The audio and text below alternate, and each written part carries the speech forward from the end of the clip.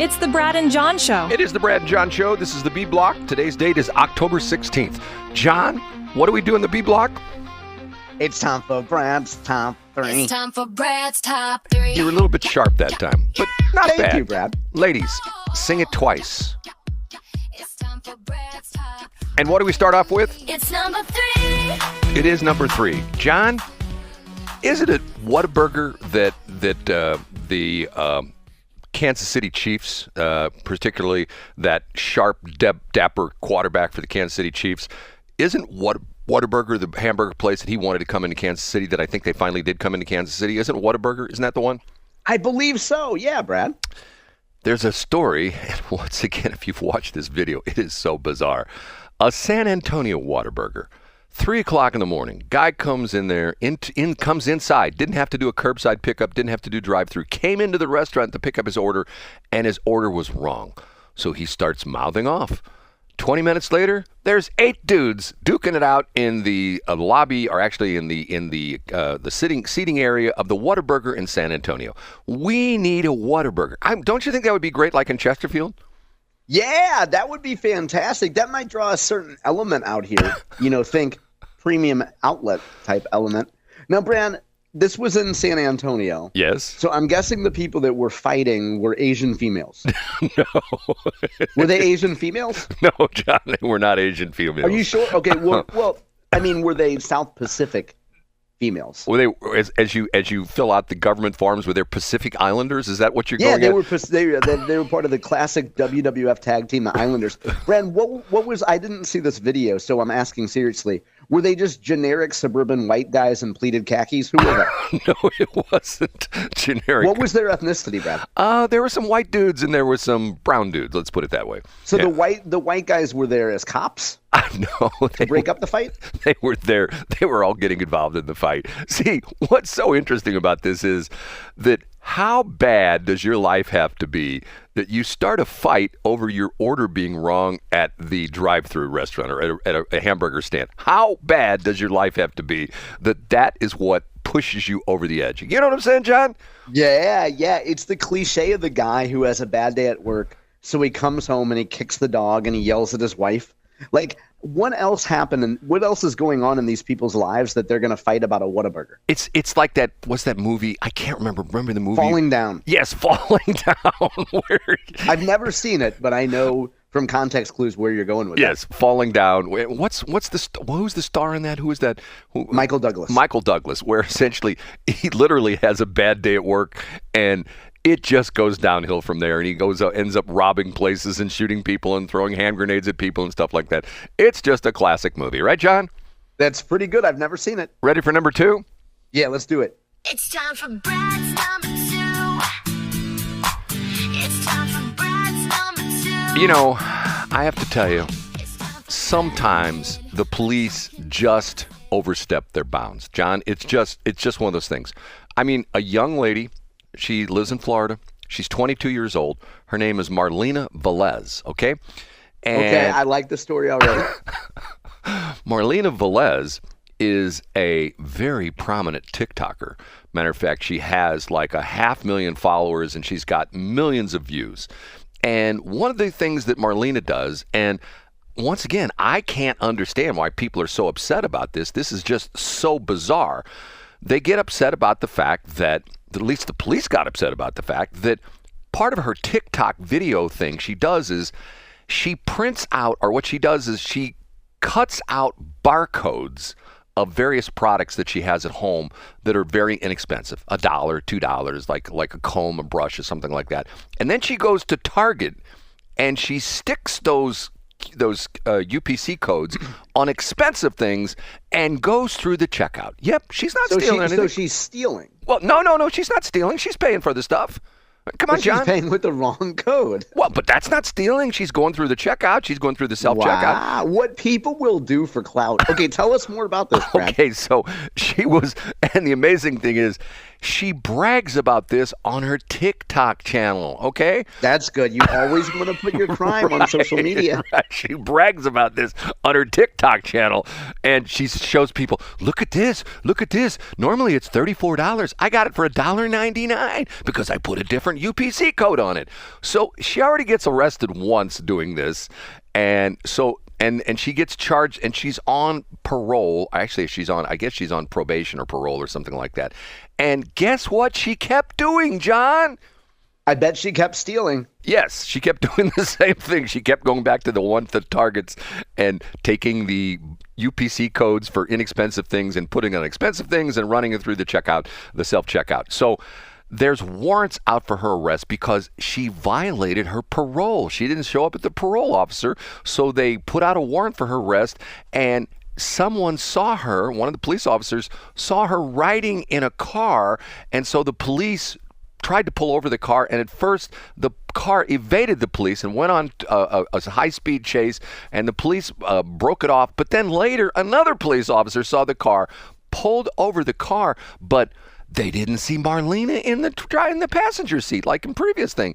So the officer approaches the car and essentially says to the driver, "Hey, we saw this car and it was in a chase not too long ago. You evaded us.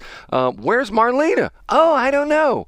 She's on the back. She's laying on the floor in the back seat, covered up with towels." Okay, so she's a very smart person. The police would never think to look in the back seat underneath those towels, right, John? Now, Brad, do you think the towels were there because they were beach people, or did they have them there in the case they needed to evade law enforcement? Well, they were probably expensive towels that she put a UPC code on for like $1.99. Yeah, she paid for dish towels, but they were actually beach towels. So I don't understand. Is it the point where they think that police don't know what TikTok is? They think that like the police are like, "Oh, well, we don't have any smartphones. We can't watch any social media." I mean, there's so many things. You see more and more of these stories like this of people breaking the law and flaunting the law and then putting this up on their YouTube or their, as reels or shorts or in their TikTok channel, stuff like that. I don't get it. I mean, don't you think maybe they should teach in class, like maybe in high school, if you're going to do something bad, don't video it.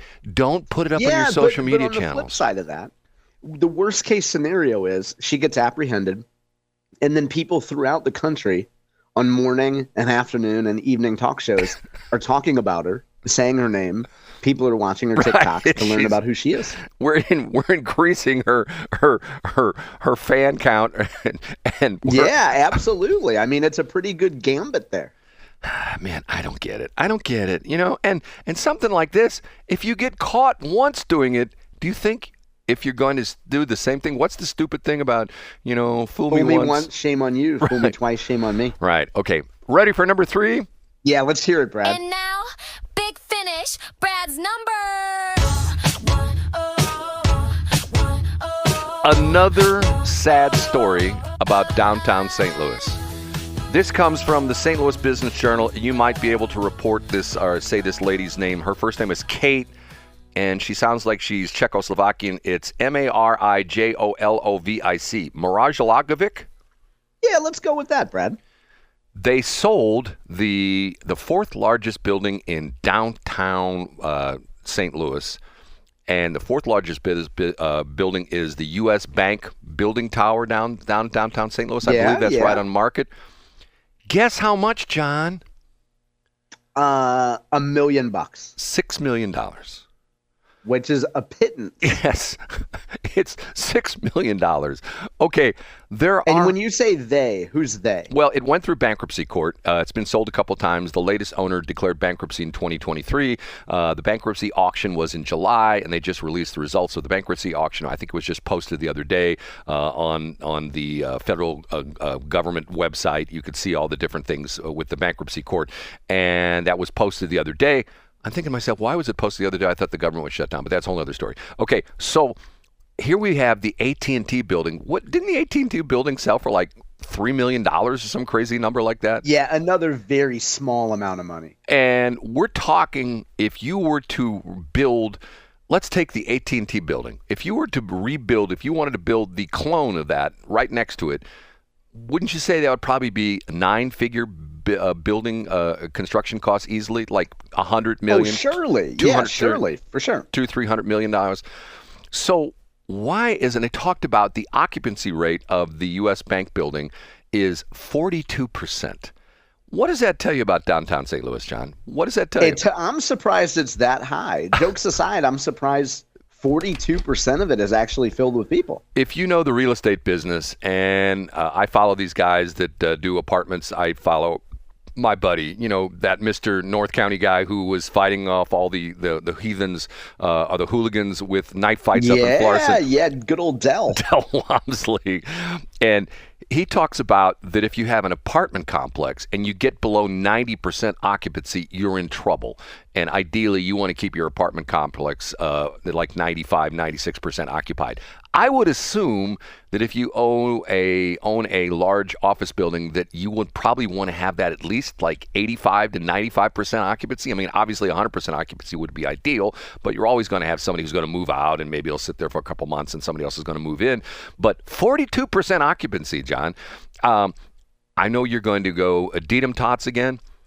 My dad, his first job out of college, he worked for an engineering firm in downtown St. Louis. And my father used to talk about at lunchtime, the traffic jams in downtown St. Louis were on the sidewalks because people were all leaving their office buildings in downtown St. Louis and walking someplace to get lunch. And there were all sorts of different places you could get lunch. And he said to the point where sometimes in some of the sidewalks, it was 3 and 4 abreast, people walking down the sidewalks. John, if you and I decided to go into downtown St. Louis today at like, let's say, noonish, 12:30 or something like that, do you think we'd see 3 or 4 people abreast walking in downtown? Do you think we'd see? Well, first of all, if I'm going to go down there and look for abreast, it's not going to be in St. Louis City, right? Secondly, no. I mean, I think that it would be a ghost town. So what restaurants exist in that area now? Like, I'm guessing, is there still like a black version of Hooters down there? There was a Hooters down there that had all black chicks working there. Is there still a Hooters down there? Well, I believe Fridays is gone, and I believe Hooters is gone, and Mike Shannon's is gone, and Calico's is gone. And remember, if you remember, the a lot of the restaurants downtown went out of business, and this was before pre-COVID. They claimed it was Ballpark Village that killed them, and to a certain extent, I agree with them that it was sort of this new place you go, and one of the advantages, you go to Ballpark Village, ever been there before? It's like a food court. You can go over here and have hamburger. You can go over here and go to a million different places, and there's a sense of safety inside there too. Right, except for your car parked out in the parking lot, where as soon as you go in, somebody's bashed out your window and they're trying to find your gun that you got hidden under the seat. That's exactly what they're looking for. I don't understand why the city is, and even Cara, who I think has done some good things, I think most people agree, she's sort of taken the fall on certain things and has not passed the buck. But why doesn't anybody, say to these people, okay, here's the problem. Go out and drive into West County somewhere, out where John lives, and just go and do a little bit of man on the street reporting and pretend you're a reporter and stick microphones in front of people. Hi, I'm here from Downtown Channel 1. It's a new TV station in downtown St. Louis, and we're here to find out when's the last time you've been in downtown and why don't you go there more often? And what do you think 99% of the people would say? John, what do you think those people would say? They'll say crime. And 1% will say the Cardinals' poor performance. And I don't think that's news to any business person or civic leader in St. Louis City. But why don't they do anything to address it? I think that if you were to ask Cara Spencer, she would say that crime and economic development were her 2 top issues that she ran on for her election this year. But is she doing anything about it? Have they hired 300 or 400, 500 more police officers? No? Hey, I'm not her spokesman, Brad. I think the awareness of the issue is there. I think what you're getting at is where is the action? See, the interesting thing about this is, and I'm not going to say, well, look at Trump. Trump sees a problem and he fixes it. I don't necessarily. Yeah, there's no blue ribbon commission. There's no citizens commission. He just goes out and does it. We got narco terrorists come out of Venezuela. What do? We have the Army come in, or the Air Force, or the Marines, or the Navy, and we shoot them with a harpoon missile, and we just blow their boat up. And do we know who they are? Nah, they're narco terrorists. Are you sure they got drugs? Yeah, we're pretty sure. But aren't you murdering those people? Nah, they shouldn't be flying in a cigarette boat and at 50 knots in the Caribbean headed toward the United States. We know they're up to no good. We'll just blow them out of the water, John, right? Conversely, I'd be curious as to which businesses force their workers to actually come downtown and work in the U.S. Bank building? Man, I don't know. I mean, and I don't know if I've ever told you this story about the fact that when I was doing my traffic network, we had, and I'm not kidding when I said we had the entire 39th floor of the Met Square building. Did I ever tell you this story? You did tell me that, yeah. Yeah, right. we had the entire 39th floor. And at the time, I don't know how it was, the reason we had the entire 39th floor is they were going up in the building, and essentially they were filling the lower floors, and they had not done the 39th floor yet. So we had virgin space. It was just literally wide open. Matter of fact, some of the, I don't know if I ever told you this part of the story, it was sort of interesting. Some of the staff that work for the leasing company, at lunch, they would come up and roller skate around, because you could do a loop around the building because the elevators were in the middle of the building. So you could completely do like a lap around the building on the inside on the roller skates and things like that. And then ultimately they built it out, so we lost it. But once again, at that point in time, the building was pretty full. I think they were up to like this 37th, 38th floor. It was all full.